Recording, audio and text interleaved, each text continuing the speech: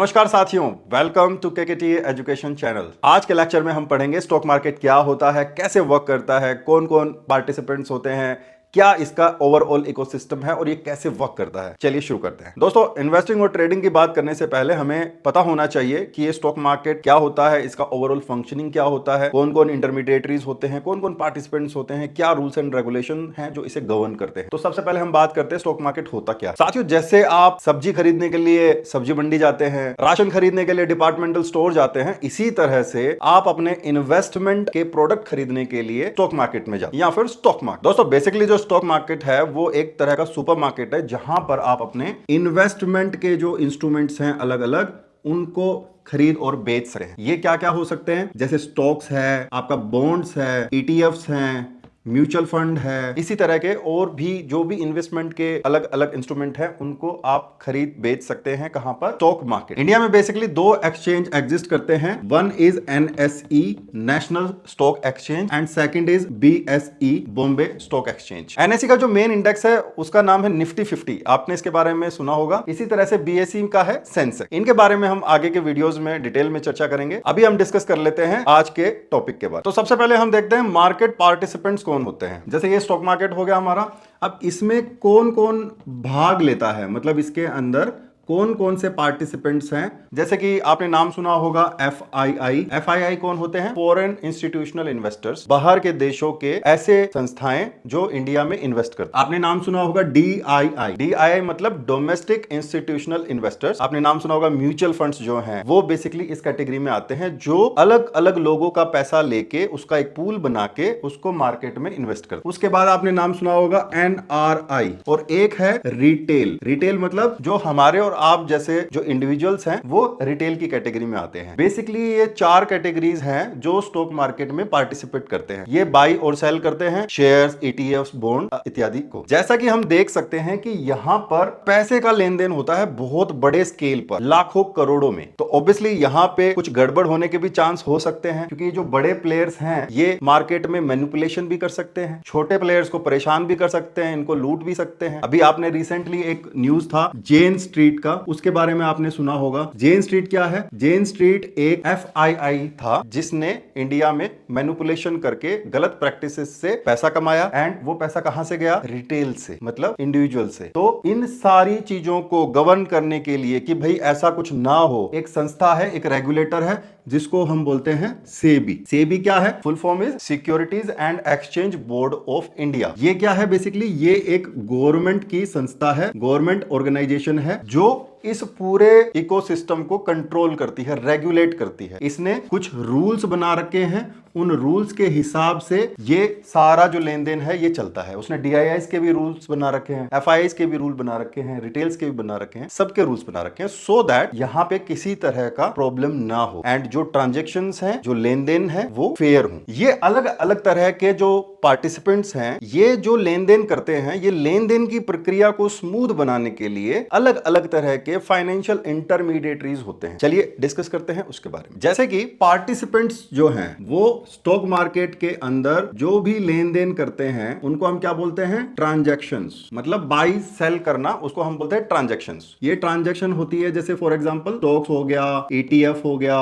Mutual fund हो गया, bonds हो गया, इसी तरह के और भी जो भी फाइनेंशियल इंस्ट्रूमेंट होते हैं उनके लेन देन की प्रक्रिया होती है। यहाँ पे स्टॉक मार्केट में ये पार्टिसिपेंट करते हैं। इस लेन देन की प्रक्रिया को स्मूथ बनाने के लिए जिनका रोल होता है उनको हम बोलते हैं मार्केट इंटरमीडिएरीज। बेसिकली मार्केट इंटरमीडिएटरीज का क्या काम है? वो पार्टिसिपेंट्स को स्टॉक मार्केट से कनेक्ट करने का काम करते हैं, सो दैट वो जो भी अपने ट्रांजैक्शंस कर रहे हैं, फॉर एग्जांपल स्टॉक्स हो गया, ईटीएफ हो गया, म्यूचुअल फंड वगैरह हो गया, बॉन्ड्स इत्यादि हो गया, उसको स्मूथन किया जा सके, वो आसानी से हो सके। तो ये फाइनेंशियल जो इंटरमीडिएटरीज हैं इनमें जो सबसे मेन है वो कौन कौन है? तो पहला आता है आपका स्टॉक ब्रोकर। अभी स्टॉक ब्रोकर का क्या काम है? जैसे आप मान लीजिए पार्टिसिपेंट्स में मैं बोलता हूं, हम रिटेल की बात करते हैं तो अब आप कनेक्ट होते हैं मान लीजिए स्टॉक मार्केट के साथ। अब आप स्टॉक मार्केट जो है एनएसई या बीएसई की बात कर रहे हैं, एक्सचेंज की बात कर रहे हैं, आप सीधा वहां पे कोई चीज को बाई सेल नहीं कर सकते। आपको कैसे करना पड़ेगा? आपको एक ब्रोकर के थ्रू जाना पड़ेगा। उसको हम क्या बोलते हैं? Stock broker. जैसे कि आपने नाम सुना होगा, जीरोधा का नाम सुना होगा, एंजल वन, ग्रो, अलग अलग तरह के ब्रोकर्स हैं। वो क्या काम करते हैं? वो आपको स्टॉक मार्केट के साथ कनेक्ट कर। तो इसके लिए क्या करना पड़ता है, आपको स्टॉक ब्रोकर के पास एक अकाउंट खुलवाना पड़ता है जिसको हम क्या बोलते हैं, ट्रेडिंग अकाउंट। ये जो ट्रेडिंग अकाउंट होता है ये किसी तरह का ऐप भी हो सकता है या टर्मिनल भी हो सकता है। आजकल आपने मोबाइल ऐप वगैरह देख रहे होंगे, तो ये इस ऐप के थ्रू आप स्टॉक मार्केट में कोई भी चीज का भाव देख सकते हैं और उसको बाई और सेल कर सकते हैं। मान लीजिए आपको रिलायंस कंपनी है, उसके अंदर कुछ शेयर खरीदने हैं, तो आप क्या करोगे, आप किसी स्टॉक ब्रोकर के पास अकाउंट खुलवाओगे, वो आपको एक ट्रेडिंग अकाउंट देगा। उस ट्रेडिंग अकाउंट में आप रिलायंस कंपनी का भाव देखोगे, और उसमें आप लेट से 10 शेयर आप खरीदना चाहते हो तो आप 10 शेयर वहां से खरीद सकते हो। तो आपने क्या किया, ये जो ट्रेडिंग अकाउंट है इसका बेसिकली काम क्या है, बाई और सेल करने का काम आप यहां पे कर सकते हो। इस एग्जांपल में हमने क्या किया, 10 शेयर्स हमने परचेज किए ऑफ रिलायंस। अब ट्रेडिंग अकाउंट का यहां पे काम खत्म हो गया। ट्रेडिंग अकाउंट का काम सिर्फ आपको बाई सेल करने में हेल्प करना है। जैसे ही आपने 10 शेयर्स खरीद लिए, ये 10 शेयर्स आपके जमा हो जाते हैं डीमैट अकाउंट में। उसको हम क्या बोलते हैं, demat account. Demat account basically एक तरह का वॉलेट है, जैसे हम पर्स रखते हैं जिसमें पैसा रखते हैं, वैसे ही एक तरह का डिजिटल वॉलेट है जिसमें आप अपने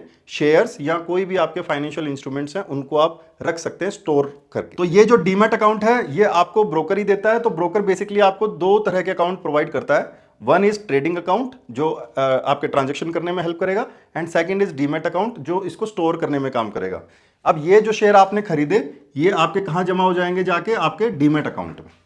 तो जब भी आप कोई शेयर्स को खरीदोगे वो आपके डीमैट अकाउंट में चले जाएंगे, और जब भी आप उनको वापस से बेचोगे तो ये आपके डीमैट अकाउंट से निकल जाएंगे और आपके एक्सचेंज में किसी और के पास चले जाएंगे। तो ब्रोकर के जो मेन फंक्शंस हैं वो क्या हैं, आपको टर्मिनल प्रोवाइड करना सो दैट आप उस पर बाई सेल कर सको। उसके बाद आपको डीमैट अकाउंट प्रोवाइड करवाना सो दैट आप उसके अंदर अपने शेयर्स को स्टोर कर सको। इसके अलावा जो भी ट्रांजैक्शन से रिलेटेड आपको सपोर्ट होता है वो प्रोवाइड करना।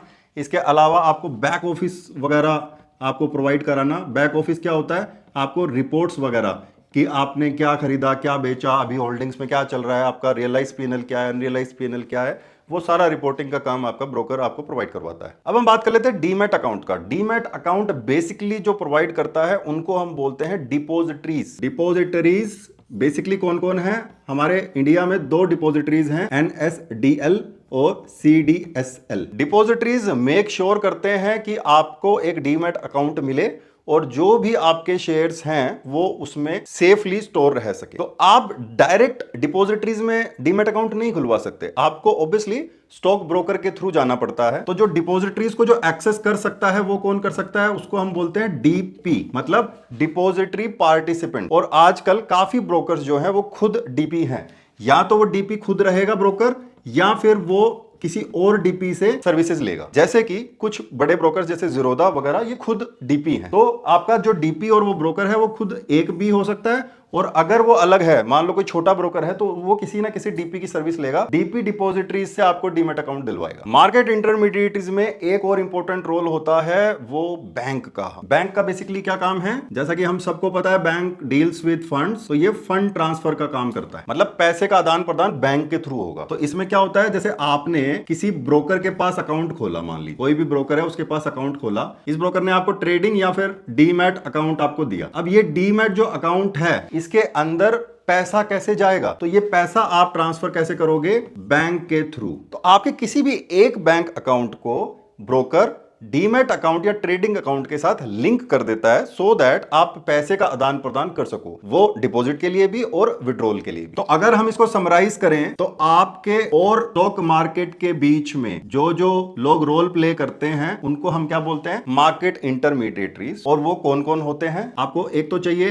ट्रेडिंग अकाउंट, आपको एक चाहिए डीमैट अकाउंट, आपको एक चाहिए बैंक अकाउंट। ये तीन मेन अकाउंट्स हैं जो आपको चाहिए स्टॉक मार्केट में पार्टिसिपेट करने के लिए। ट्रेडिंग अकाउंट क्या है, जो आपको कोड्स दिखाएगा, जो मैंने आपको बताया कि मोबाइल ऐप के थ्रू या टर्मिनल के थ्रू, जिसमें आप बाई और सेल कर सकते हैं। यह आपको कौन प्रोवाइड करता है, स्टॉक ब्रोकर। उसके बाद जो डीमैट अकाउंट है, आपने कोई शेयर परचेज किए हैं और उसको आपको लॉन्ग टर्म के लिए रखना है, 1 साल 2 साल 5 साल आपको होल्ड करना है, तो वो जो होल्डिंग्स होती हैं वो आपके जाती हैं डीमैट अकाउंट में। डीमैट अकाउंट आपको कौन प्रोवाइड करता है, डिपॉजिटरीज लाइक एनएसडीएल और CDSL। एंड तीसरा जो मेन अकाउंट है उसको हम बोलते हैं बैंक अकाउंट। वो ऑब्वियसली आपको कौन प्रोवाइड करेगा? बैंक, ताकि आप पैसे का आदान प्रदान कर सको। तो ओवरऑल ये जो इकोसिस्टम है ये आपको हेल्प करता है स्टॉक मार्केट में पार्टिसिपेट करने में। साथियों, स्टॉक मार्केट क्या होता है और कैसे फंक्शन करता है और कौन कौन लोग इसमें रोल प्ले करते हैं, आपको काफी हद तक एक आइडिया लग गया होगा। मैं आपको मिलता हूं किसी दूसरे एजुकेशनल वीडियो में। अगर आप इस चैनल को पहली बार देख रहे हैं तो मेक श्योर करें इसे सब्सक्राइब कर लें एंड अपने फ्रेंड्स कम्युनिटीज में इसको शेयर करें।